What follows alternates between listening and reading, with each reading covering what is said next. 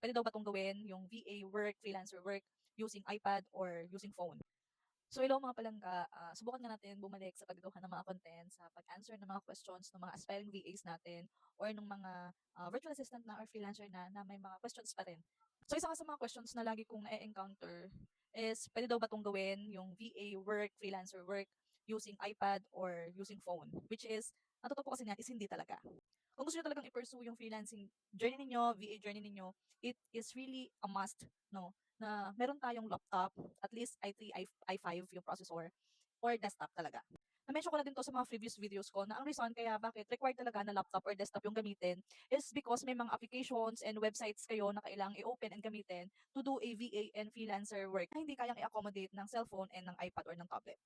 So kung seryoso talaga kayo na gawin yung freelancing business or freelancing work, VA work, better talaga na mag-invest kayo sa isang equipment talaga na magagamit ninyo ng matagalan. Kahit hindi brand new, kahit second hand, at least i3 or i5 yung processor is okay na yun. So yun lang mga palangga, sana nakatulong sa inyo. Bye!